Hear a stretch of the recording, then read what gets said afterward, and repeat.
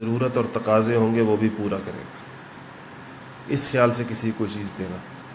مثال کے طور پر آپ جس مفہوم کو جانتے ہیں امانت کے، آپ نے جو سنا ہوا ہے یا دیکھا ہوا ہے کہ آپ کسی کو امانت جب دیتے ہیں، سب سے پہلی چیز یہ کہ آپ کو اس پہ اعتماد ہوتا ہے۔ اعتماد نہ ہو تو کوئی امانت نہیں دیتا کسی کو۔ اعتماد کے بعد دوسری چیز یہ آپ کے ذہن میں ہوتی ہے کہ اس چیز کی حفاظت کے سلسلے میں جو اس کی ریکوائرمنٹس ہیں وہ یہ بندہ پوری کر سکتا ہے۔ مثلا آپ نے کسی کو بہت بڑی مقدار میں سونا دے رہے ہیں امانت کے طور پر، تو آپ کے ذہن میں یہ ہوگا، آپ کسی خانہ بوش نہیں دیں گے جو خیموں کے اندر رہتے ہیں کہ چلو بھائی یہ میرا 5 کلو سونا جو ہے نا اپنے خیمے کے اندر رکھ لو۔ آپ کو پتہ ہے کہ دن کو ان کے مزدور مزدوریوں پہ چلے جاتے ہیں، ان کی عورتیں گھروں میں کام کرنے کے لیے چلی جاتی ہیں، تو کوئی عقل مند آدمی یہ کام نہیں کرے گا۔ وہ کسی ایسے آدمی کو دے گا جس کے بارے میں اس کو یقین ہو کہ یہ چیز اس کے پاس، اس چیز کی حفاظت کرنے کے لیے جو ذرائع ہیں وہ اس کے پاس موجود ہیں۔ اسی لیے آپ دیکھیں، جا کر آپ امانتیں جو ہیں وہ بینکوں کے لاکرز میں رکھواتے ہیں، کیونکہ آپ کو ایک اطمینان ہوتا ہے کہ لاکر ہے، گارڈز ہیں، سیکیورٹی سسٹم ہے، بہت ساری چیزیں موجود ہیں۔ تو امانت میں کیا کیا چیزیں داخل ہیں؟ امانت کا بڑا وسیع مفہوم ہے، جیسے کل صداقت پہ بات ہوئی تھی کہ صداقت کا بہت وسیع مفہوم ہے، امانت کا بھی بہت وسیع مفہوم ہے۔ یہ آیت میں نے آپ کے سامنے پڑھی ہے، اللہ جل شانہ نے فرمایا کہ اِنَّا عَرَضْنَا الْأَمَانَةَ عَلَى السَّمَاوَاتِ، ہم نے ایک امانت، اللہ تعالیٰ فرما رہے پیش کی، عَلَى السَّمَاوَاتِ آسمانوں پر، وَالْأَرْضِ اور زمین پر، وَالْجِبَالِ اور پہاڑوں پر۔ اصل میں یہ اللہ تعالیٰ کی 3 بڑی تخلیقات ہیں جو ہمیں نظر آ رہی ہیں۔ آپ بتائیں کہ آسمان سے اور زمین سے زیادہ بڑی کیا چیز ہے جو آپ دیکھ رہے ہیں؟ یہ سب سے بڑی چیزیں یہی ہیں۔ اور پھر زمین پر اگر آپ آ جائیں تو 2 بڑی چیزیں ہیں، سمندر ہیں اور پہاڑ ہیں۔ تو پہاڑ انہی بڑی مخلوقات کا ذکر کیا جس کو انسان بہت بڑا سمجھتا ہے، تو اللہ تعالیٰ فرماتے ہیں کہ ان کو ہم نے امانت پیش کی، ایک امانت۔ یقیناً آپ کے ذہن میں یہ سوال آنا چاہیے کہ امانت کیا تھی، کیا چیز تھی جو ان کے سامنے پیش کی گئی ہیں؟ جی ہاں، دین تھا پورا۔ فَأَبَيْنَ أَن يَحْمِلْنَا، انہوں نے معذرت کر لی، کس چیز سے؟ أَن يَحْمِلْنَا، اس کو اٹھانے سے، کہا کہ ہماری طاقت نہیں۔ وَأَشْفَقْنَ مِنْهَا، اور وہ دہل گئے اس کی ذمہ داری کے خوف سے۔ وَحَمَلَهَا الْإِنسان، اللہ کہتے ہیں انسان کے سامنے جب پیش کی تو اس نے کہا ٹھیک میں اٹھا لوں گا۔ إِنَّهُ كَانَ ظَلُومًا جَهُولًا، تو اس نے کر لی، کیونکہ انسان ظلوم کہتے ہیں ظالم کو، ظالم کا مبالغے کا صیغہ ہے، بہت ظالم، اور جہول کہتے ہیں جاہل کو، یہ بھی اس کی مبالغے کا صیغہ ہے، بہت زیادہ جاہل بھی ہے اور ظالم بھی ہے۔ ظالم کا مطلب کیا ہوتا ہے؟ ہم جو ظلم کا مطلب سمجھتے ہیں وہ یہ کسی کے اوپر زیادتی کرنا، یہ بھی ظلم کا معنی ہے۔ عربی کے اندر ظلم کی ایک تعریف کی گئی ہے، وضع الشیء فی غیر محلہ، کسی چیز کو اس طریقے سے استعمال کرنا جو اس کے استعمال کا طریقہ نہ ہو، کسی چیز کو اس کے طریقے کے خلاف استعمال کرنا، کسی بھی چیز، یہ ظلم کی تعریف میں آتا ہے۔ تو امانت کو بھی اگر آپ غلط استعمال کریں گے تو یہ ظلم ہوگا۔ یہ خیانت جو ہے یہ بھی ایک ظلم ہے۔ پہلی امانت وہ عہد ہے جو ہم نے اللہ تعالیٰ سے کیا تھا، اس کو عہد الست کہتے ہیں۔ قرآن پاک میں چونکہ وہ ان الفاظ کے اندر ہے کہ اللہ تعالیٰ نے لوگوں سے پوچھا، ساری روحوں سے پوچھا کہ الست بربکم، میں تمہارا رب نہیں ہوں؟ تو روحوں نے جواب دی، انسانوں کے دنیا میں آنے سے پہلے کی بات، تو سب نے کہا کہ بلا، سب نے کہا بالکل اللہ ہمارا رب ہے۔ اس کو کہتے ہیں عہد الست۔ بلا کہتے ہیں کہ ہاں اے اللہ کیوں نہیں آپ ہمارے رب ہیں. یہ ہم اچھا اس طرف ہماری روحوں نے نہیں، اس دنیا میں آنے والی ہر روح نے، چاہے کافروں کی روح ہیں، انہوں نے یہ اقرار کیا ہوا ہے. اس اقرار کا ایک نتیجہ ہے، اور یہ ہمیں سمجھنا چاہیے، پھر آپ کو یہ کفر اور اسلام کی بات سمجھ میں آ جائے گی. اس روحوں کے اس اقرار نے، کہ جب اللہ نے پوچھا میں تمہارا رب نہیں ہوں، روحوں نے کہا کہ قالوا بلا، سب نے کہا کہ یا اللہ کیوں نہیں آپ ہمارے رب ہیں. یہ اقرار آج کے اور آج سے پہلے کے کافروں نے بھی کیا ہوا ہے جب دنیا میں آنے سے پہلے. اس کی وجہ سے ان کے اندر ایک حق کی خاص قسم کی طلب کی صلاحیت رکھ دی گئی ہے. یہ روحوں کے اس اقرار نے، اصل تو انسان کا روح ہوتا ہے، جسم تو اصل نہیں ہوتی، روح نہیں ہوتا، روح ہوتی ہے اصل. تو روح نے اس اقرار کر لینے کے بعد اب اس روح کو اسلام کے ساتھ ایک خاص قسم کی مناسبت پیدا ہو گئی، اور قدرتی طور پر اس کو اسلام کی طرف کشش ہے، تاکہ وہ کیونکہ اس نے اقرار کیا ہوا ہے، ایک عہد کیا ہوا ہے، مانا ہوا ہے اس نے، گویا اللہ تعالیٰ کو ایک طریقے سے مانا ہوا ہے اس نے پہلے سے. اور اب دنیا میں آ کر اپنے اس پرانے عہد کے اوپر قائم رہنا یہ روح کی خواہش ہے. لیکن اپنی روح کے اس تقاضے کو انسان دبا دیتے ہیں، اپنے اس روح کے تقاضے پر شیطان کو اور نفس کو حاوی کر دیتے ہیں. اس وجہ سے وہ مسلمان نہیں ہو پاتے بسا اوقات، یا جو مسلمان ہوتے بھی ہیں وہ اسلام کے تقاضوں پر نہیں چل رہے ہوتے. تو ورنہ اللہ تعالیٰ کی طرف سے تو گویا سب کے لیے ایک جیسا کیا کہنا چاہیے معاملہ ہوا تھا اس سے پہلے، دنیا میں آنے سے پہلے. تو ایک تو وہ عہد ہے، وہ امانت ہے.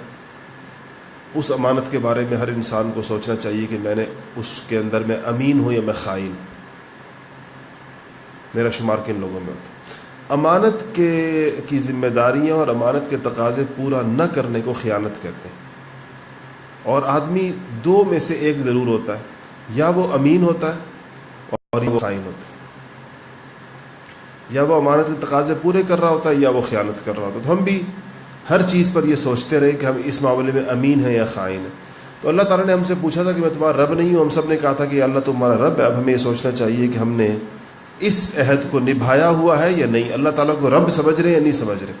اس پر پھر کبھی ذرا لمبا کورس ہو، کوئی لمبا وقت ہو، تو بات ہو سکتی ہے کہ رب کس کو کہتے ہیں اور رب ہونے کے کیا تقاضے ہیں، اللہ تعالیٰ کو رب ماننے کے کیا نتائج اور اثرات ہیں جو انسان پہ مرتب ہوتے ہیں. یہ کوئی زبانی کلامی صرف باتیں تو نہیں ہیں، اس سے کچھ اثرات ہیں، اس سے کچھ چیزیں.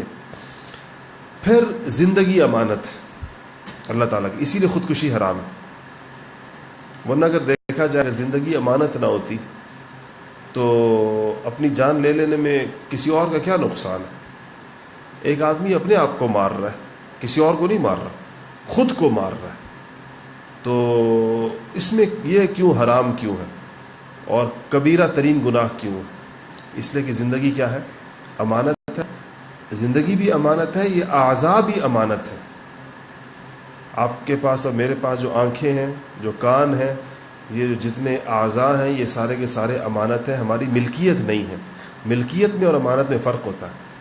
ملکیت کو اگر انسان اپنی مرضی سے استعمال کر سکتا ہے، اور امانت کو بندہ اسی طریقے سے استعمال کر سکتا ہے جیسے جس نے دی ہے اس نے جیسے کہا ہوتا ہے. تو یہ ہمارے پاس امانت ہے.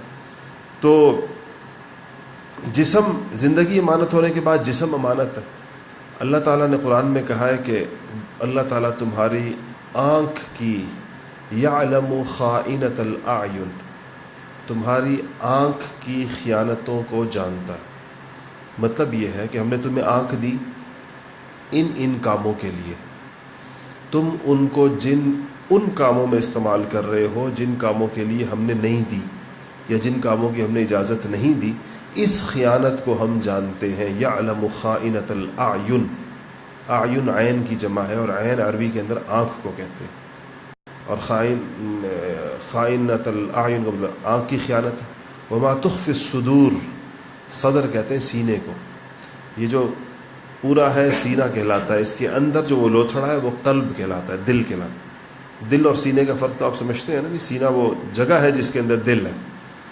تو کہا کہ ہم تمہارے دلوں کے اندر جو کچھ ہے، جو تم نے چھپایا ہوا ہے، دیکھیں آپ اس وقت جو بیٹھے ہوئے ہیں نا، آپ کے دلوں کے اندر خیالات ہیں اور وہ ایک دوسرے سے چھپے ہوئے ہیں.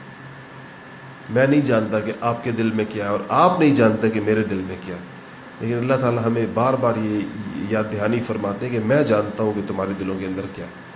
وما تخفی الصدور، تخفی کا مطلب ہے جو تم نے خفی رکھا ہوا ہے، جو تم نے چھپایا ہوا ہے، جس کو تم چاہتے ہو کسی کے نہ پتہ چلے. میرے خیالات، وہ خیالات بھی اللہ کہتے ہیں کہ مجھے پتہ چل رہے ہیں اور میں ان کو دیکھ رہا ہوں.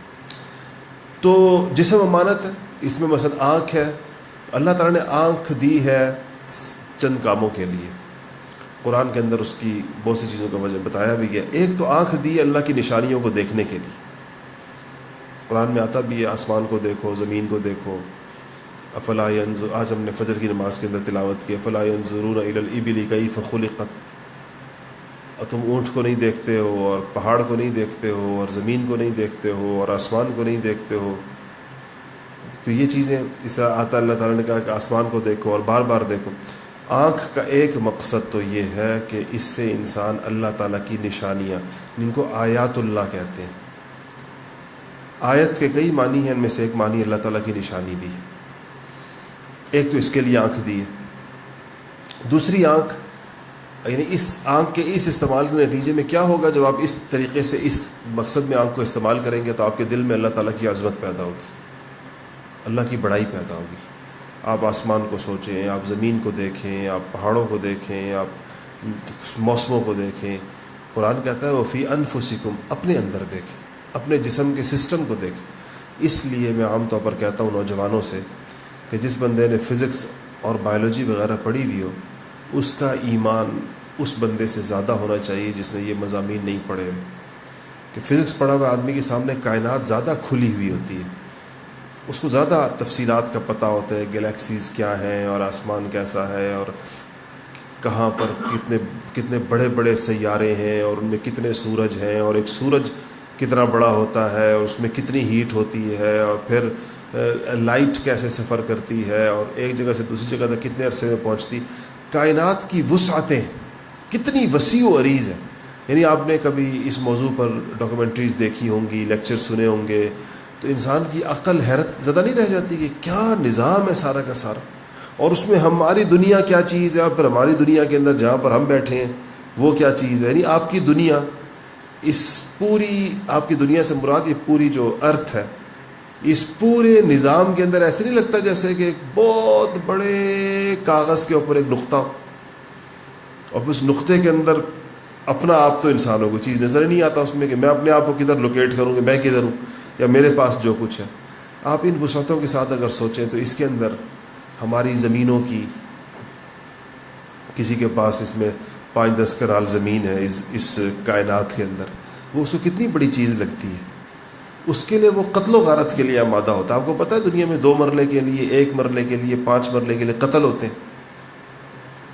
تو جب وہ ان وسعتوں کے ساتھ سوچتا ہے، پھر ان اوقات کو دیکھتا ہے کہ دنیا کب سے قائم ہے اور کب تک رہے گی، اس کے مقابلے میں اپنی زندگی دیکھتا ہے کتنی سی ہے وہ اور پھر کیا، تو پھر وہ یہ چیزیں کس حد تک انسان ایک حقیقی دنیا میں آ جاتا ہے، ریئلائز کر لیتا ہے کہ بھئی یہ کچھ نہیں ہے، اس کے مقابلے میں آخرت کی زندگی بہت بڑی ہے.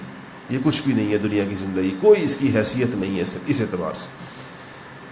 تو یہ علوم پڑھنے کا، میڈیکل سائنس کوئی بندہ پڑھتا ہے تو اس کو جسم کی تفصیلات تو پتہ چلتی ہیں، انسانی جسم کیسے کام کرتا ہے، اور حیران کن تفصیلات ہوتی ہیں، جگر کا کام اور گردے کا کام اور پھیپھڑے کا کام. تو قرآن یہ کہتا ہے کہ اپنے اندر بھی غور و فکر کرنے والے کو اللہ تعالیٰ کی معرفت نصیب ہوگی. اس کو آئے گا کہ ذہن میں یہ آئے گا کہ اتنا کمپلیکیٹڈ قسم کا پیچیدہ نظام بنانے والی ذات وہ کتنی بڑی ہوگی اور کتنی عظیم الشان ہوگی کہ یہ اتنا پیچیدہ نظام اس کے ایک کن سے بن گیا. کوئی اس نے بیٹھ کر اس میں کوئی ایسی لمبی چوڑی انجینئرنگ تو کی نہیں ہے، اس نے کن کہا اور یہ سب کچھ ہو گیا.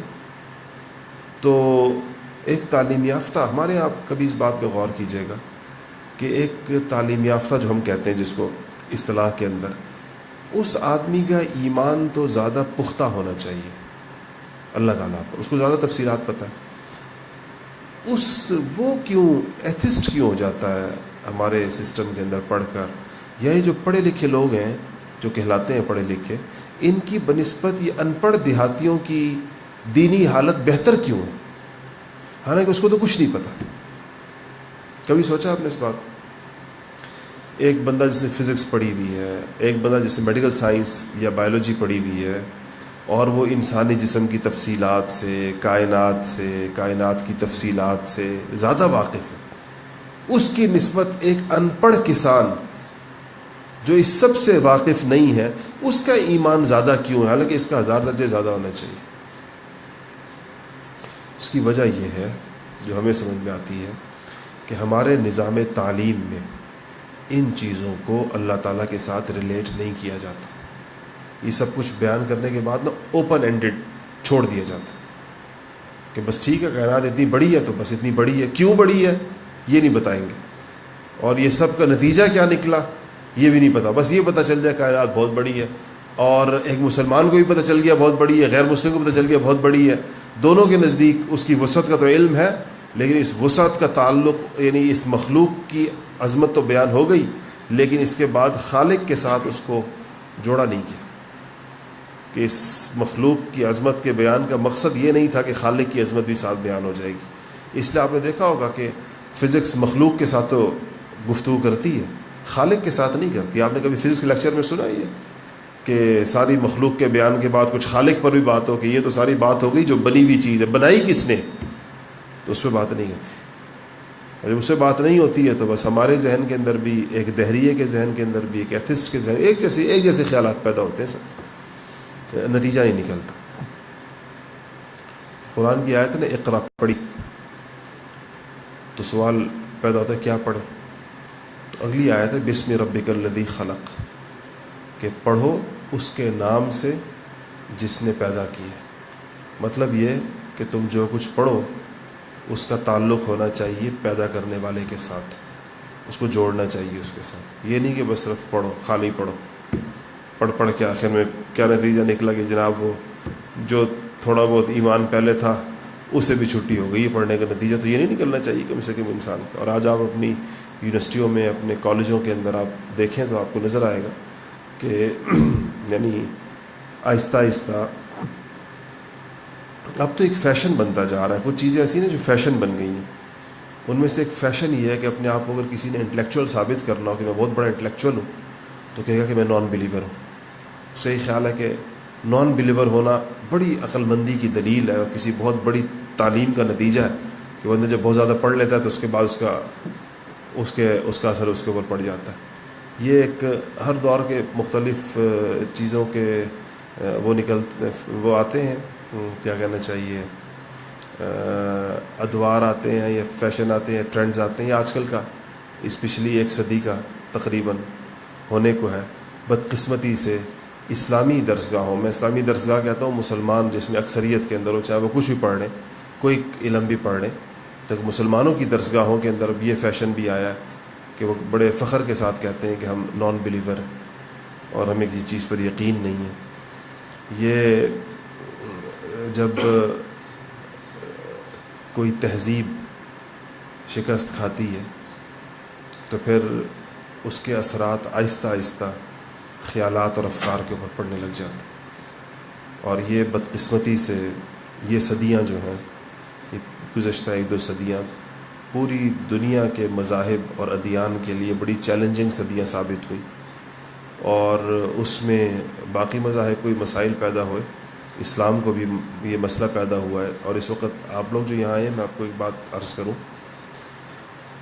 اس رمضان کے اس مختصر سے دورانیہ کے بیٹھنے کا یہ فائدہ آپ کو ضرور ہونا چاہیے کہ آپ اپنی زندگی کا ایک مقصد جو طے کریں.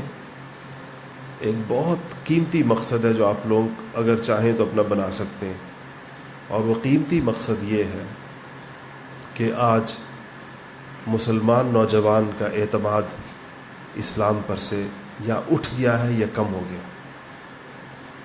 یہ الفاظ میں سوچ سمجھ کر استعمال کر رہا ہوں کہ اسلام پر سے اس کا اعتماد کہ یہ آخری مذہب ہے، آخری دین ہے کائنات کے اندر اللہ تعالیٰ کا، اور یہ ایک ہی دین، ان الدین عند اللہ الاسلام، کہ اللہ کے نزدیک دین ایک ہی ہے، اور کوئی کسی قسم کے حق جو ہے وہ اسی دین کے ساتھ وابستہ ہے، کسی اور چیز کے ساتھ نہیں ہے۔ اور آسمانوں سے رسول اللہ صلی اللہ علیہ وسلم پر جو کچھ نازل ہوا ہے اس کی ایک ایک چیز درست ہے، اور اس سے زیادہ حق کچھ اور نہیں ہو سکتا۔ اس پر ایک آدمی خود بھی کھڑا ہو اور اس کا دفاع کرنے والا بھی ہو۔ آج دنیا اس کے اوپر ظاہر بات ہے اعتراضات کر رہی ہے، اور پہلے بھی اعتراضات ہوتے تھے، لیکن مسلمان اس پوزیشن میں ہوتے تھے ہر اعتبار سے کہ وہ اپنے دین کا دفاع کر سکتے تھے۔ آج تو بڑی قسم پرسی کا سا عالم، کوئی دین کے اوپر ہونے والے حملے، صحیح بات میں آپ کو بتاؤں، آپ اگر سوشل میڈیا سے اور مختلف چیزوں سے واقف ہوں تو آج دین پر باہر سے زیادہ اندر سے حملے ہو رہے ہیں۔ اس وقت اسلام پر ہونے والے اعتراضات 70-80% وہ ہیں جو خود مسلمان کر رہے ہیں، جو مسلمان کہلاتے تھے یا اب نہیں رہے مسلمان۔ ہو سکتا ہے وہی میں نے کہا، جب بندہ اپنے آپ کو نان بلیور کہہ دے تو مسلمان تو نہیں ہوتا، مسلمان تو بلیور ہوگا، ظاہر بات ہے، یہ تو ہو نہیں سکتا کہ انسان، لیکن یہ وہ لوگ ہیں جو مسلمان گھروں میں پیدا ہوئے تھے، اور ان پر ایک محنت ہوئی جس محنت کے نتیجے میں یہ اسلام سے دور چلے گئے۔ پھر دور جانے کے بعد صرف اتنا نہیں ہوا کہ وہ بس صرف دور چلے گئے، بلکہ وہ باقاعدہ ایک مشن کے تحت اسلام ہی پر حملہ آور ہو گئے۔ یہ بالکل ایسا ہے جیسے کہیں پر آپ دیکھیں تو بچے اپنی ماں پر حملہ آور ہوں جیسے، تو یہ ایک ماحول بنا ہے، اور خاص طور پر یہ سوشل میڈیا کے آنے کے بعد سے پچھلے 8-10 سالوں میں، چونکہ ایک اوپن سورس، ایک کھلی اجازت ملی، ہر بندہ جو مرضی لکھ رہا تھا۔ کہ پہلے کیا ہوتا تھا، آپ اس کو ہٹا دیں سوشل میڈیا کو، تو اخبار ہوتے تھے، ہر اخبار کسی پالیسی کا پابند ہوتا تھا، ایڈیٹر کا پتہ ہوتا تھا، مالک کا پتہ ہوتا تھا، اس میں چھپنے والے ایک ایک سطر پتہ ہوتی کس نے لکھی، اور جو لوگ چھاپ رہے ان کو پتہ ہوتا تھا۔ تو یہ نہیں تھا کہ پتہ ہی نہ ہو، شناخت ہی نہ معلوم کون کیا کہہ رہا ہے۔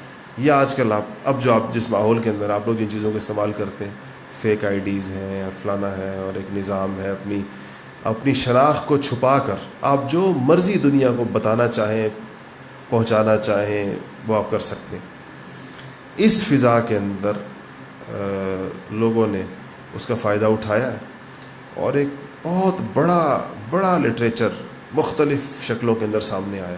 آپ تو شاید نہیں پڑھتے ہوں گے، اللہ کرے کہ نہ ہی پڑھتے ہوں، میں دیکھتا رہتا ہوں ان چیزوں کو، سارے جو مختلف ملحدین کے پیجز پر جو کچھ لکھا جا رہا ہے، ایتھسٹ لوگوں کے پیجز پر جو کچھ لکھا جا رہا ہے، وہ اس کو میں دیکھتا رہتا ہوں، اور کن چیزوں پہ اعتراض ہو رہا ہے، کن چیزوں پر بات ہو رہی ہے، کیا ذہن بنایا جا رہا ہے۔ تو وہ واقعتاً حقیقت میں آپ کو بتاؤں کہ وہ ایک اتنی خطرناک چیز لکھی جا رہی ہے، اور اس پہ نوجوانوں کی نفسیات کو اور ان کے سوالات کو اور ان کی باتوں کو ایک خاص طریقے کے ساتھ اٹھایا جا رہا ہے کہ یہ ایک بہت بڑا اپنے زمانے کا کرنے کا کام ہے اس دور کے اندر، کہ مسلمان نوجوان ضروری علم حاصل کر کے، دین کا جو ضروری علم ہے، قرآن کا، حدیث کا، سیرت کا، اور اس کے بعد پھر دین کے دفاع کی نیت سے کہ درست بات آپ لوگوں کو اس موقع بتا سکیں۔ اب دیکھیں، آپ جتنے لوگ بیٹھیں، اگر میں وہ سوالات یہاں پر آپ کے سامنے رکھ دوں تو آپ میں سے کوئی بندہ اس میں سے شاید کسی ایک کا جواب بھی نہیں دے سکتا، اور آپ خود کنفیوز ہو جائیں گے۔ تو جو بندہ خود کنفیوز ہو جائے وہ کسی اور ہی کنفیوژن کیا دور کرے گا، دوسرے کی اب آپ دل سے تو مومن ہیں لیکن دلیل نہیں ہے آپ کے پاس، اور انہیں ان سوالات کے لیے دلیل چاہیے کہ آپ بات کریں تو آپ پورے اس کے ساتھ بات کریں، اس کے لیے علم چاہیے۔ علم ہو تو آپ جو آپ کہہ رہے ہیں اس کے اوپر خود بھی اگلے کو قائل کر سکتے ہیں کہ ہاں یہ بات اس بنیاد پر ہم ایسے سمجھتے ہیں۔ اب تو اس چیز کا جس کو کہنا چاہیے کہ دور اور اس کی ضرورت آئی ہے، اس کی تیاری کرنی چاہیے، اس کو حضور صلی اللہ علیہ وسلم کے ساتھ اپنے تعلق اور اپنی وفاداری کی ایک وہ سمجھیں، ضرورت سمجھیں کہ ہم حضور کے ساتھ چونکہ وفادار ہیں، آپ کے لائے ہوئے دین کے ساتھ وفادار ہیں، تو اس وقت ہم اس کی ضرورت یہ ہے کہ ہم اس میں کچھ نہ کچھ ضرور حصہ لیں، اور اس کے لیے علم ضروری ہے۔ کہیں نہ کہیں آپ کچھ نہ کچھ وقت میں علم ضرور حاصل کریں۔ بات آگے چلی جائے گی، اس لیے واپس آ جاتے ہیں۔ میں نے عرض کیا کہ آنکھ امانت ہے، کان امانت ہے، زبان امانت ہے۔ اس کا کیا مطلب کیا ہے اس کا؟ کہ اس کو جس مقصد کے لیے یہ دی گئی ہے اس کے علاوہ کسی چیز میں استعمال کرنے کی اجازت نہیں ہے، غلط استعمال کرنے کی اجازت نہیں ہے، ناجائز جگہوں پر استعمال کرنے کی اجازت نہیں ہے، نہ کان کو، نہ آنکھوں کو، نہ کسی اور چیز کو۔ اسی پر بات ہو گئی کہ کیوں یہ زندگی جو ہے یہ کس طرح سے امانت ہے۔ کچھ چیزیں اور بھی ہیں جو اب یہ بڑی امانتوں کا ذکر ہو گیا کہ سب سے پہلے دین امانت ہے ہمیں جو ملا ہے، زندگی امانت ہے، جسم امانت ہے، یہ بڑی بڑی چیزیں ہوں گی۔ اب آتے ہیں، اب اس امانت کی طرف آ جاتے ہیں جس کو آپ آج تک امانت کہتے رہے ہیں، کسی آدمی کی کسی کو دی ہوئی چیز، وہ اس کا معاملہ ہی بڑا حساس ہے۔ حکیم الامت حضرت مولانا اشرف علی تھانوی صاحب رحمۃ اللہ نے لکھا ہے کہ یہ جو برتن آتے ہیں نا گھروں کے اندر، پڑوس کے گھروں سے کبھی کبھار، پتہ نہیں اسلام آباد میں تو کوئی پڑوس کے گھروں میں کوئی چیز بیچتا ہے نہیں بیچتا، لیکن ویسے دیہاتوں کے اندر ہمارے اور نسبتاً چھوڑے ہوئے لوگ پرانے زمانوں کے اندر جس طرح بچوں کو بتائی جاتی ہے نا بعض باتیں کہ پہلے دور میں ایسا ہوتا تھا، یہ بھی اب شاید ایک ایسی چیز میں بھی لوگ ایک دوسرے کے گھر کے اندر کچھ بھیجا کرتے تھے۔ دیکھا آپ لوگوں نے یہ منظر؟ آپ لوگوں کے محلوں میں ہوتا؟ اچھا، آپ میں سے جو تو وہ میں جہاں رہتا ہوں، میں ادھر قریب رہتا ہوں ایفٹن 1 کے اندر، سامنے والے سیکٹر، ہمارے ساتھ ایک گھر ہے، ہمیں اس گھر کے اندر 6 سال ہو گئے۔ 6 سالوں میں ہمیں یہ اپنے جو ساتھ والا گھر ہے ایک سائڈ کے اوپر، ہمیں یہ نہیں پتہ واقعتاً کہ وہ کون لوگ ہیں اور کتنے لوگ اس گھر میں رہتے ہیں اور کیا نہ، کبھی بالکل ایک الگ لوگوں کا، چونکہ اب یہ کہیں پر اور دیکھا جائے تو ہمارے دیہاتوں میں اور ہمارے نسبتاً جو محلے ہوتے ہیں خاص طور اس میں کتنا ایک گلی محلہ جڑے ہوئے گھر آپس کے اندر، ان کا ایک آپس میں ایک تعلق ہوتا ہے۔ تو ہم جب ایک اور محلے میں رہتے تھے، وہاں پر چھوٹے گھر ہوتے تھے، چھوٹے گھروں کا محلہ تھا، تو وہاں تو ہمیں اچھی طرح یاد ہے کہ گھر کے اندر ٹماٹر نہیں ہوتے تھے، ساتھ والے گھر سے کوئی لے آیا، ادھر ہری مرچ نہیں ہے تو ساتھ والے گھر کی گھنٹی بجا کر، ہم چھوٹے چھوٹے ہوتے تھے، یہ خدمت ہمارے ذمہ ہوتی تھی، جو ٹماٹر لے آؤ، ان سے ہری مرچ لے آؤ، ماچس لے آؤ، فلانا لے آؤ، تو یہ کام ہوتے تھے۔ محلہ کے مطلب بھی ہوتا تھا ایک دوسرے کے ساتھ تعلق ہوتا ہے، لیکن جب وہ جگہیں بڑی ہو جائیں اور تو پھر لوگ ایک دوسرے سے بالکل بے نیاز ہو جاتے ہیں۔ تو یہ جو گھروں میں برتن آتے ہیں، کھیر آ گئی ساتھ والے گھر سے، یا کیا آتا ہے، حلوہ آ گیا، تو یہ جس برتن میں آتا ہے یہ برتن بھی امانت ہوتا ہے۔ تھانوی رحمۃ اللہ نے لکھا، اس کو کسی اور مقصد کے لیے نہیں استعمال کر سکتے۔ یہ نہیں کہ آ گیا تو برتن 5-6 دن آپ گھر میں استعمال کرتے رہے پھر واپس کر، یہ اسی طرح واپس جانا چاہیے بغیر استعمال ہوئے۔ کتاب امانت ہوتی ہے جب آپ کسی سے لیں پڑھنے کے لیے، تو یہ بعض لوگ لوگوں سے کتاب لے کر پھر اس کے بعد اس کو جناب عالی اس پہ لکھ بھی رہے ہوتے ہیں، اس کو ہائی لائٹ بھی کر رہے ہوتے ہیں، واپس کرتے ہیں، بندہ پہچان نہیں پاتا ہے میری وہی کتاب ہے جو میں نے ان کو پڑھنے کے لیے دی تھی۔ کتاب کو بھی اسی طرح امانت۔ اگر آپ کہیں جاب کرتے ہیں تو آپ کی ٹائمنگ امانت ہے۔ اگر آپ کی 2 قسم کی جابز ہوتی ہیں، بعض جابز کے اندر ٹائم طے ہو جاتا ہے کہ 8 سے لے کے 4 بجے تک آپ پابند ہیں، اس میں جو بھی کام ملا آپ کو دے دیا جائے گا۔ اس صورت کے اندر یہ ٹائمنگ پوری کی پوری امانت ہے۔ اور بعض صورتوں میں جاب جو وہ ٹاسک بیسڈ ہوتی ہیں، جو کام مل گیا ہے تو وہ آپ نے کرنا ہے، چاہے آپ چاہیں تو اسی ٹائم میں کریں، چاہیں تو رات کو کریں، دفتر میں بیٹھ کر کریں یا کہیں اور بیٹھ کے کریں، اس کی نوعیت تو پھر کام پر ہوتی ہے، وہ کام کی بنیاد ہوتی ہے۔ لیکن جہاں بنیاد جو ہے وہ اوقات ہوں گے، ٹائمنگ ہوگی، تو وہاں یاد رکھنے کی بات ہے کہ جو ٹائمنگ ہے یہ امانت ہے۔ ہمارے بزرگوں نے اس قریب کے زمانے کے اندر ان چیزوں کی اتنی احتیاط برت کے دکھائی ہے۔ حضرت مولانا خلیل احمد صاحب سہارنپوری رحمۃ اللہ علیہ، شیخ الحدیث مولانا زکریا صاحب رحمۃ اللہ علیہ جنہوں نے فضائل اعمال لکھی ہے، ان کے شیخ تھے، تو ان کے بارے میں لکھا ہے شیخ نے اپنے استاد بھی تھے، ان کے شیخ بھی تھے، کہتے ہیں کہ وہ جب پڑھانے کے جو اوقات تھے مدرسے کے، ان اوقات میں مثلا صبح 6 گھنٹے پڑھانے کے اوقات ہیں، ان اوقات میں اگر کوئی ملاقاتی آ جاتا تھا مہمان، تو وہ جتنی دیر آ کر ان کے پاس بیٹھا ہے تو وہ اس ٹائم کو نوٹ کر لیا کرتے تھے کہ ملنے والا آ گیا، 25 منٹ وہ میرے پاس بیٹھا، تو 25 منٹ لکھ دیے کہ آج 4 تاریخ کو میں نے 25 منٹ اس میں گزارے، پھر اگلا، پھر اگلا، پھر اگلا، تو پورے مہینے کے وہ اوقات ان کی ڈائری میں لکھے ہوتے تھے۔ اس سارے کو وہ جمع کرتے تھے مہینے کے آخر کے اندر.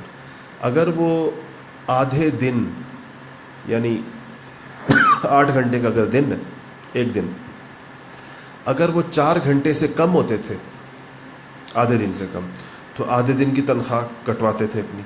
اور اگر وہ آدھے دن سے زیادہ ہوتے تھے، مثلا 5 گھنٹے ہو گئے وہ سارا ٹائم ملا کر، تو پورے دن کی تنخواہ کٹواتے تھے اپنی کہ اتنا وقت میں نے اس کام میں صرف نہیں کیا جس کام کی میں تنخواہ لے رہا ہوں.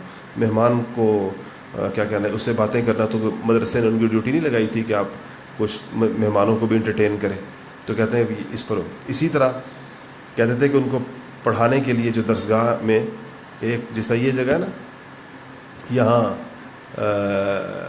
یہ قالین بچھا ہوا ہے اور کارپیٹ، اس کے ساتھ اوپر ایک اور قالین بچھا ہوا ہو جس پہ استاد بیٹھے گا، تو جب کوئی ملنے والا آتا تھا تو اس سے اتر جایا کرتے تھے، اس جگہ سے کہا کرتے تھے کہ یہ مجھے اس مقصد کے لیے نہیں دی گئی کہ اس پر بیٹھ کے باتیں کرو، یہ مجھے اس لیے دی گئی ہے کہ اسے بیٹھ کے پڑھاؤ، میں پڑھا نہیں رہا تو میں اس لیے اس کو استعمال نہیں کروں.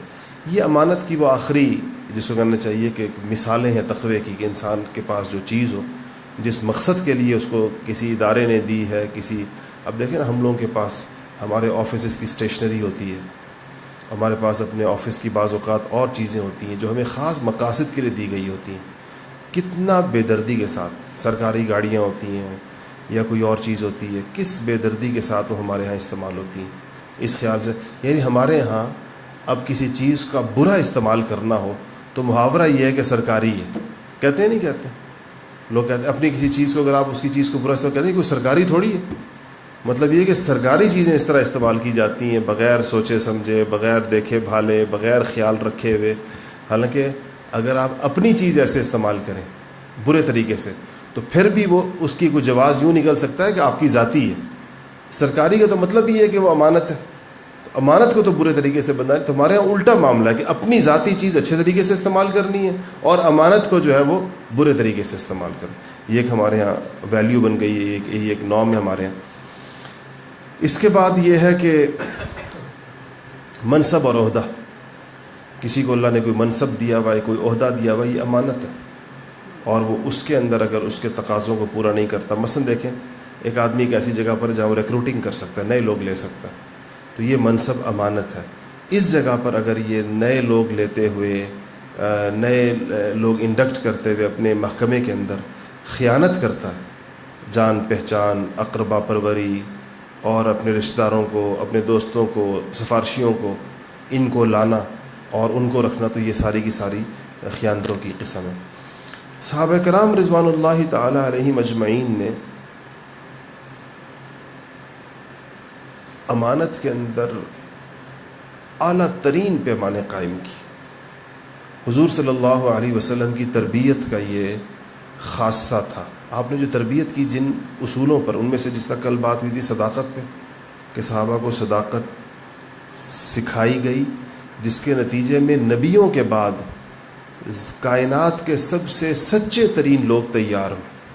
اگر کوئی پوچھے، اس سوال کا جواب بڑا آسان ہے کہ آپ سے کوئی یہ پوچھے کہ انبیاء تو انبیاء ہیں، ان کے بارے میں تو ویسے ہی معاملہ ہے، نبیوں کے بعد کائنات کا سب سے سچا گروہ کون سا ہے، کون سی جماعت ہے جو سب سے سچی جماعت ہے، تو وہ جماعت حضرات صحابہ کرام رضوان اللہ تعالی علیہ مجمعین کی. اور ان کو ان کی ان سچائیوں کے کیسی کیسی بشارتیں پھر دنیا میں ملی. مثلا 10 ہیں عشرہ مبشرہ جنہوں کہتے ہیں، ان کو حضور صلی اللہ علیہ وسلم نے نام لے لے کر کہا کہ فی الجنہ، ابو بکر فی الجنہ، عمر فی الجنہ، عثمان فی الجنہ، علی فی الجنہ، طلحہ فی الجنہ، زبیر فی الجنہ. نام لے لے کر کہا کہ تم 10 جنتی ہو. ان کو اسی لیے کہتے ہیں عشرہ مبشرہ. مبشرہ کیا مطلب ہے؟ خوشخبری. جن کو مبشرہ کس چیز کی بشارت ہے؟ جنت کی. جنت کی بشارت جن کو دنیا. بدر میں جن لوگوں نے حصہ لیا جو 313 ہیں، ان کو حضور صلی اللہ علیہ وسلم نے فرمایا، یعنی وہ عربی کا محاورہ ہے، اس کو مطلب آپ اردو والا نہ لیں، اس کا محاورہ کا کہ اب تم جو مرضی کرو. بدر والوں سے کہا کہ تم کامیاب ہو چکے. جو اس بدری صحابہ، یعنی صحابہ کی فضیلت کی ترتیب یہ ہے، انبیاء کے بعد آتا ہے نا قرآن کے اندر، تلک الرسل فضلنا بعضهم علی بعض، کہ یہ نبی ہیں، ان میں بھی ہم نے ایک دوسرے پر فضیلت دی ہے نبیوں میں. جس طرح حضور صلی اللہ علیہ وسلم کیا ہیں؟ سید الانبیاء ہیں، سارے نبیوں کے سردار ہیں، تو نبیوں میں بھی اللہ تعالیٰ نے فضیلت دی، صحابہ کے اندر بھی فضیلت کے معیارات ہیں. تو سب سے پہلے خلفائے راشدین ہیں، اور ان میں بھی فضیلت کی ترتیب خلافت کی ترتیب کے مطابق ہے. سیدنا ابوبکر صدیق رضی اللہ تعالیٰ عنہ نبیوں کے بعد کائنات کے افضل ترین انسان ہیں، اور ان کے بعد عمر فاروق، پھر عثمان غنی، پھر علی مرتضیٰ، اور اس کے بعد پھر عشرہ مبشرہ ہیں جن کو دنیا کے اندر جنت کی بشارت دی گئی ہے. ان میں 4 تو یہ شامل ہیں، 6 اور ہیں. یہ اس کے بعد پھر بدری ہیں جنہوں نے بدر کے اندر شرکت کی، اور پھر احد والے ہیں، اور اسی طرح مہاجرین کی فضیلت ہے، پھر انصار ہیں، پھر وہ لوگ جو بعد میں مسلمان ہوئے. مہاجروں اور انصار کے علاوہ بھی تو لوگ تھے نا جو اسلام میں داخل ہوئے حضور صلی اللہ علیہ وسلم کے زمانے میں، تو وہ بھی صحابہ تھے. ظاہر بات ہے جو نہ مہاجر تھے نہ انصار تھے، ایسے لوگ بھی تھے. تو چونکہ صحابہ کی تربیت ہوئی تھی اس نقطے پر، اور حضور صلی اللہ علیہ وسلم نے ان کو جو ہے وہ امانت کے حوالے سے اتنا حساس کیا تھا کہ جب ان کے ہاتھ میں صحابہ کے ہاتھ میں امانتیں کب آئیں؟ ایک تو اس وقت امانتیں آنا شروع ہوئیں. ایک تو پرسنل امانت تھی نا، جو حضور صلی اللہ علیہ وسلم کو مشرکین مکہ امین کہتے تھے. اپنی امانت رکھوا گئے، پیسے رکھوا گئے، کوئی اونٹ رکھوا گئے، کوئی سونا رکھوا گیا. پرسنل امانتیں، پرسنل بلانگنگز کسی کے پاس ہونا، یہ ایک امانت کی قسم ہے. یہ بھی تھی. پھر امانت آئی جب غنیمت کا مال آیا. غنیمت کہتے ہیں وہ مال جو جنگ کے اندر حاصل ہوتا ہے. جنگ ہوئی اور آپ نے جنگ جیت لی تو جو مخالفین کا مال ہوتا ہے اس کو مال غنیمت کہتے ہیں. تو غنیمت میں صحابہ بڑے محتاط ہو گئے. ایک حضور صلی اللہ علیہ وسلم کے غلام تھے، ان کا نام تھا مدعم. ایک جنگ کے موقع پر وہ کہیں جنگ تھی، غزوہ تھا، وہ حضور صلی اللہ علیہ وسلم کے خادم خاص تھے. آپ اونٹ کے اوپر جو بیٹھنے کی جگہ نہیں ہوتی اس کو کجاوا کہتے ہیں. گھوڑے پر بھی ہوتا ہے، اونٹ پر بھی ہوتا ہے، جس پہ بیٹھتے ہیں لوگ. تو وہ حضور صلی اللہ علیہ وسلم کے اونٹ سے ان کا کجاوا اتار رہے تھے، خدمت کر رہے تھے خاص حضور کی. اتنے میں کہیں سے ایک تیر آیا، ظاہر ہے دشمنوں نے چلایا ہوگا، ان کو آ کر لگا اور وہ وہیں پر فوت ہو گئے، شہید ہو گئے. تو صحابہ نے ایک دم آواز بلند کی کہ خوش قسمت، دیکھو ابھی جنگ شروع نہیں ہوئی، ان کو شہادت پہلے مل گئی. اور شہادت بھی کس حالت میں ملی ہے کہ حضور صلی اللہ علیہ وسلم کی ذاتی خدمت، ایک طرح سے آپ کے اونٹ سے آپ کے کجاوے کو اتار رہے تھے، آپ کی خدمت پر تھے کہ تیر لگائے اور آپ کو شہادت. تو آپ نے فرمایا کہ نہیں، خیبر کی جنگ میں غنیمت تقسیم ہونے سے پہلے مدعم نے جو چادر اٹھا لی تھی وہ چادر اس وقت آگ کی چادر بن کر اس پر انگارے برسا رہی ہے. یعنی یہ موت اس کی اس خیانت کی وجہ سے، جو چیز پہلے اٹھا لی گئی ہے اللہ تعالیٰ کے ہاں قبول نہیں ہوئی. اور اس چادر، اس بات کو سن کر صحابہ اتنے خوفزدہ ہوئے کہ ایک چادر جو ہے وہ اتنی سخت چیز ہے کہ حضور نے فرمایا وہ آگ کی چادر بنی ہوئی ہے اس وقت اس کے لیے مرنے کے بعد. تو سب لوگوں نے کہا کہ کسی نے کہا کہ وہ چیزیں جو انہوں نے تقسیم سے پہلے، غنیمت تقسیم ہوتی ہے باقاعدہ، امیر تقسیم کرتا ہے، تو کسی نے بعض چیزیں لوگوں نے یہ سمجھ کر نا کہ یہ کچھ بھی نہیں ہے، مثلا رسی ہے، تسمہ ہے، ایسی کوئی چیز، تو کسی نے کوئی اٹھائی بھی تھی تو کہتے ہیں اس کے بعد سارے جوق در جوق لا کر وہ عام چیزیں، لکڑیاں اور ایسی جو جس کو بیکار سمجھا گیا تھا کہ اس کی کیا تقسیم ہوگی، وہ بھی لا کر انہوں نے واپس کر دی کہ ایسا نہ ہو کہ ہمارے لیے بھی یہ چیز آخرت میں. اس طرح ان کی صحابہ نے یہ چیزیں دیکھیں حضور صلی اللہ علیہ وسلم کی زبانی، اس لیے ان پر اس کا بہت غیر معمولی اثر ہوا. تو ایک تو غنیمت کے مال کی امانت کا مسئلہ آیا، اور پھر صحابہ کی امانت کا امتحان آیا جب وہ ان کو خلافتیں ملی، یعنی بیت المال جب ملا. ظاہر بات ہے کہ حضور صلی اللہ علیہ وسلم کے بعد حضرت ابوبکر صدیق تھے، اور پھر عمر فاروق تھے، عثمان غنی تھے، ان کے پاس حکومت تھی اور بیت المال تھا. بیت المال کا مطلب مسلمانوں کے اموال، جس کے اندر قومی خزانہ جس کو کہتے ہیں، وہ ان کے پاس بطور امانت آیا. آپ نے واقعہ سنا ہوگا نا کہ آپ صلی اللہ علیہ وسلم کے دنیا سے پردہ فرمانے کے بعد حضرت ابوبکر صدیق کی جب خلافت پر بیعت ہو گئی تو وہ صبح صبح اپنے کندھے کے اوپر کپڑے کے تھان رکھ کر بازار جا رہے تھے، تو عمر فاروق رستے میں مل گئے، تو انہوں نے پوچھا کہ یا امیر المومنین کدھر، یا خلیفۃ رسول اللہ، اے رسول اللہ کے جانشین کہاں جا رہے ہیں آپ؟ تو انہوں نے کہا کہ جی یہ میں تو تجارت کرتا ہوں، تو کپڑے بیچنے کے لیے جا رہا ہوں بازار میں۔ تو انہوں نے کہا کہ جی اگر آپ بازار میں چلے جائیں کپڑے بیچنے، کپڑے نہیں بیچوں گا تو میں اپنے گھر بار بچوں کے لیے گزران بسران کیسے کروں گا؟ اس پر عمر فاروق رضی اللہ تعالیٰ عنہ نے فرمایا کہ نہیں، ہم بیت المال سے آپ کا وظیفہ مقرر کریں گے، آپ کا وظیفہ ہوگا اتنا وظیفہ کہ آپ کو کپڑے نہ آپ کے گھر کے اندر چولہا جلتا رہے، اتنا وظیفہ آپ کا، تاکہ آپ کے اوقات تو مسلمانوں کو چاہیے، کوئی بندہ آئے گا، لوگ آئیں گے، اتنا پھیل رہی تھی، فتوحات ہو رہی تھی، اسلام کی سرحدیں وسیع ہو رہی تھی، تو ظاہر بات ہے ایک فل ٹائم حکمران چاہیے تھا، پارٹ ٹائم تو نہیں چل سکتا تھا وہ کام کہ وہ 3-4 گھنٹے کے لیے بیٹھیں اور باقی وقت میں وہ اپنا کام کریں۔ تو ان کے لیے جو وظیفہ مقرر ہوا تھا، یہ تو ایک بات، اس پر وظیفہ مقرر ہوا خلیفہ کا، ابوبکر صدیق کا، وہ کتنا مقرر ہوا اس پر آپ نے وہ دوسرا واقعہ بھی سنا ہوگا، میں آپ کو صرف تازہ کر رہا ہوں کہ ابوبکر صدیق رضی اللہ تعالیٰ عنہ کو اتنا وظیفہ مقرر ہوا جو ان کے گھر کے اندر چولہا جلنے کے لیے چاہیے ہوتا تھا، تو ان کی اہلیہ صاحبہ آٹا آتا تھا بیت المال سے، اور کوئی گھی اور کھجور وغیرہ آ جاتا تھا بیت المال سے، اتنا جتنا ان کے اور ان کے بیوی بچوں کے لیے کافی ہو جائے۔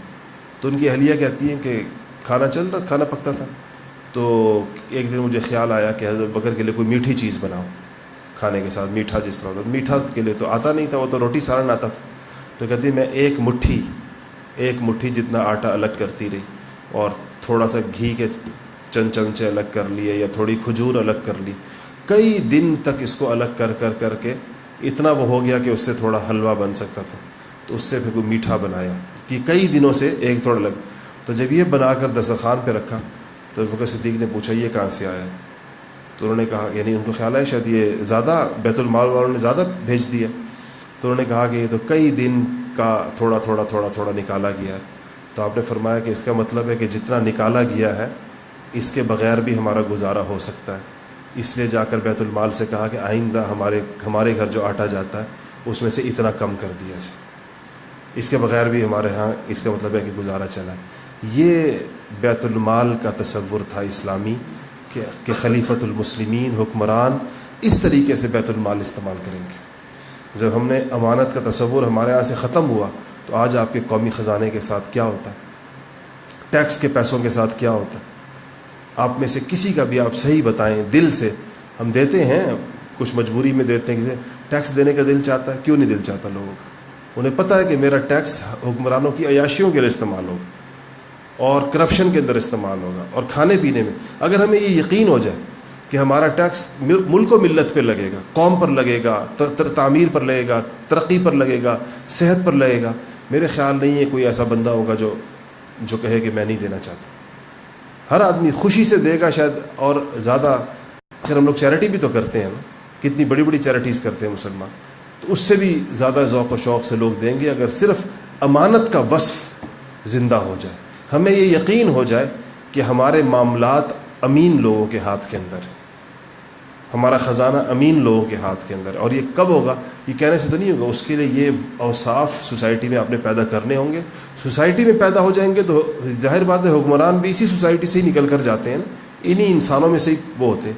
یہ چیزیں جب آپ معاشرے کے اندر پیدا کریں گے تو اس کے نتیجے کے اندر آپ کو ایسے حکمران ملیں گے، ایسے لوگ ملیں گے کہ ان کے اندر بھی اوصاف موجود ہوں گے۔ اللہ جل شانہ میں عمل کرنے کی توفیق نصیب فرمائے۔ وآخر دعوانا الحمدللہ رب العالمین۔